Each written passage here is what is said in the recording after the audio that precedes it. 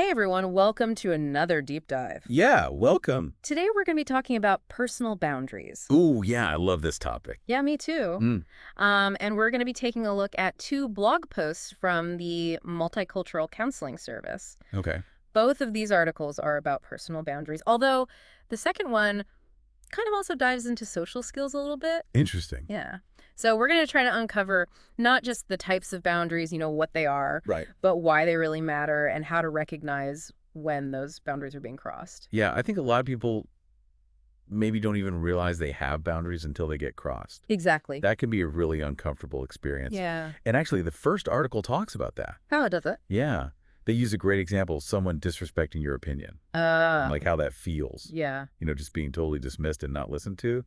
That's actually violating your intellectual boundary. You know what? I've never thought about that as being a boundary. Like when someone really disrespects my opinion, I feel that like visceral feeling, Totally. but I never thought about it as like, oh, that's a boundary that's being crossed. Yeah, it's like that internal alarm bell almost, you Sure. know? Totally. Ooh, something's wrong here. Something's off. Yeah. And so the articles go on to describe, lots of different types of boundaries. Okay. Like physical boundaries. Oh, yeah. The need for personal space. We've all had that experience where someone is just a little too close. Like in your bubble. Yeah. Yeah, exactly. They're close. So there's that, and then emotional boundaries. Okay. So this could be, someone oversharing Sure. intensely personal stories Oh, yeah. or demanding emotional support. When you're not really in the headspace to give it. Exactly. Yeah. Like I've definitely had those friends Oh, yeah. that just constantly, want to talk about their problems and their drama, Yeah. but they never really ask how you're doing. It's all one-sided. It's totally one-sided and it can be really draining. It really can.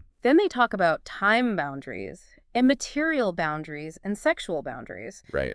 And these can be kind of subtle, but they can be really impactful. They can be. Like that friend that borrows money and never pays you back. Uh-huh. It's like a material boundary issue. Yeah, But it also speaks to a lack of respect for your time and emotional energy. absolutely. Yeah.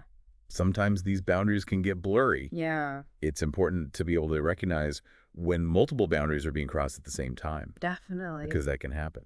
So we've talked about the different types of boundaries, Right? but the articles also spend a lot of time talking about the why. Like, why do boundaries matter? Yeah, they basically say that not knowing about boundaries or not enforcing them makes us vulnerable. Yeah, because then we don't even realize when people are stepping over the line. Exactly. Yeah. And it can lead to all sorts of problems, Mhm. resentment, burnout, unhealthy relationships. Yeah, it's like we just end up feeling drained and taken advantage of, and we don't even know why. And the second article uses this really interesting example. Oh, yeah. It talks about the good enough counselor. Right?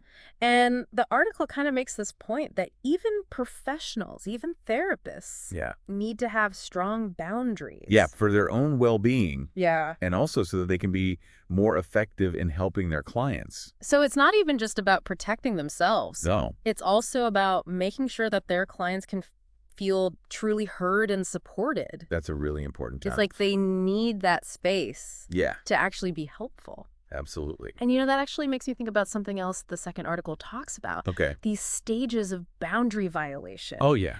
Which I think is a really great way to understand how these violations can kind of escalate. Right, because it goes beyond the specific types of boundaries, Yeah. and it focuses more on the actions, the behaviors, Okay. the things that signal, okay, a line has been crossed here. Yeah. So let's talk about those stages. Okay, let's dive in. So first we have the physical stage. Okay. That one's pretty straightforward, Yeah. right? It's about respecting physical space and touch. Like hugging someone who really hates being hugged. Yeah, exactly. Yeah. Or just standing too close to someone. Yeah. Yeah. Some people are really sensitive about that. Yeah. It's all about being aware of those nonverbal cues Yeah. and respecting people's comfort levels. Definitely. And then we have the time frame stage. Oh. And this is often thought of in terms of work-life balance, Mm-hmm. but it's broader than that. Yeah. It's really about respecting someone's need for downtime, Okay. for alone time, Like that friend that wants to hang out all the time. Yeah. Even when you've got other stuff to do. Exactly. Yeah. Or you just need some time to yourself. Yeah. It's about recognizing that everyone has their own rhythm, Yeah. and we need to respect those individual needs. That's so important. Yeah. Then we've got the intellectual stage. Oh, yeah, that one's interesting. It Because it's not just about respecting people's opinions. Right. It's also about, like, engaging in debate In a respectful way. in a respectful way. Like, Yeah. it's okay to disagree, Totally. but it's not okay to just dismiss someone's ideas completely. Especially without even trying to understand where they're coming from. Yeah, like if you just mock someone's political beliefs or just shut them down without even listening, That's a violation for sure. that's a violation. Yeah. Okay, so then we have the emotional stage. And this one can be really tough. Yeah, because it can involve manipulation and emotional pressure. Right. And it's not always like overt manipulation. Yeah. It can be very subtle. It can be like guilt tripping, Yes. like when a friend tries to make you feel bad Yeah. for not doing what they want. Exactly. Or making you feel responsible for their happiness. Yeah, that's a big one. It's those subtle things that can be really hard to recognize sometimes.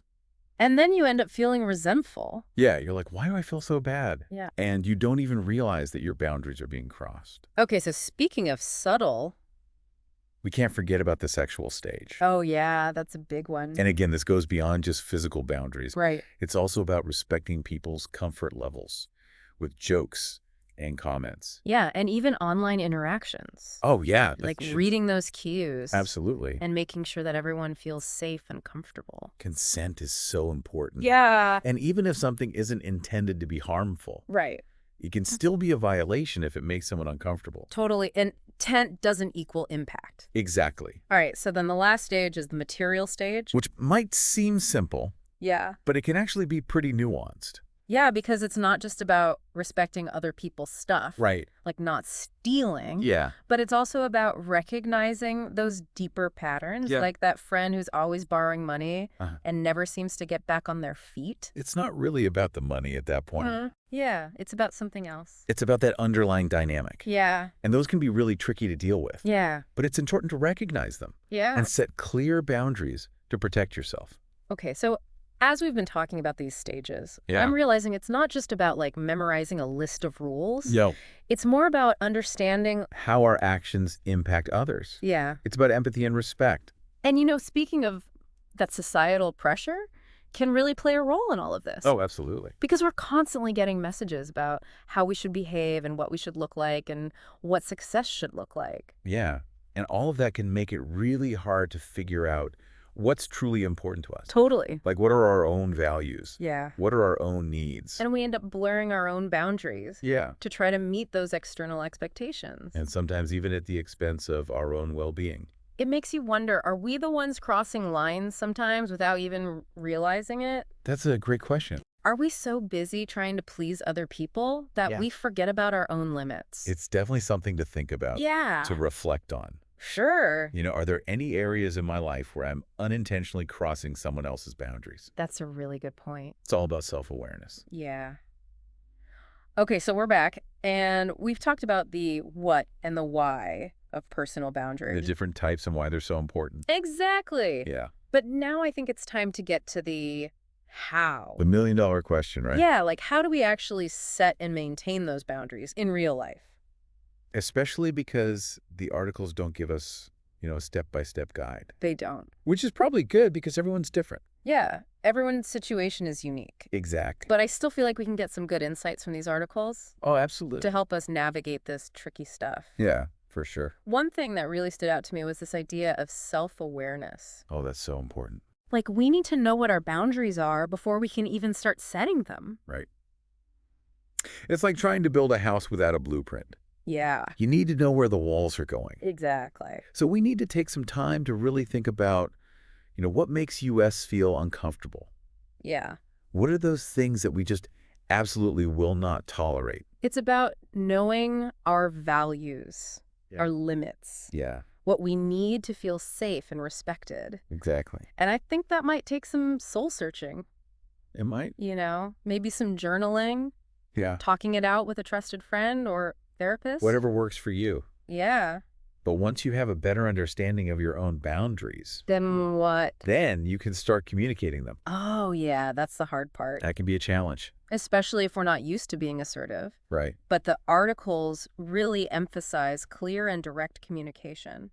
No more beating around the bush. Yeah. Just be honest and straightforward Yeah. about what you need and what you expect. Oh. But also without being aggressive Right. or dismissing the other person's feelings. It's like finding that balance Yeah. between being assertive Yeah. and still being respectful. Exactly. This reminds me of this time when I had a friend Okay. who would always call me late at night to vent about their problems. Oh, yeah, we've all been there. But I had to get up early for work, Oh, no. and I felt so obligated to listen and offer support. It's tough when you feel like you can't say no. It is, Yeah. but it was really draining my energy, and it was affecting my sleep. So what did you do? Well, it took me a while, but I finally realized Great. that I could still be a good friend Yeah, without sacrificing my own well-being. absolutely. So I had a conversation with them, Good for you.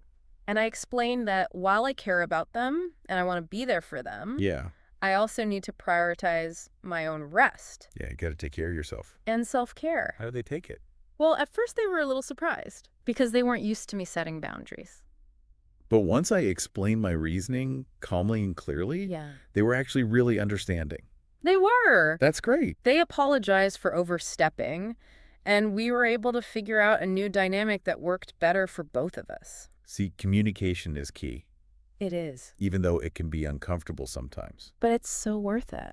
It is, because it strengthens the relationship in the long run. Yeah, it's like saying no to something that's draining you Right. so that you can say yes to things that bring you joy. That's a great way to think about it. And the articles also talk about how setting boundaries is an ongoing process. Well, totally. It's not like a one-time thing. No. Our boundaries might change over time Absolutely. as we grow and evolve. Yeah, as we get to know people better, Yeah. our boundaries might shift a little bit. It's like a constant dance, It is. figuring out what works for everyone. And sometimes we might have to reinforce those boundaries. Yeah. If someone keeps pushing the limits, Yeah. I think that's where a lot of people get tripped up. yeah, it can feel confrontational It can. to have to keep reminding someone. Yeah. But consistency is key. So if we've clearly communicated a boundary Right. and someone keeps crossing it. Then we need to follow through with consequences. Yeah. And that's not about being mean or controlling. No. It's about protecting yourself Yeah.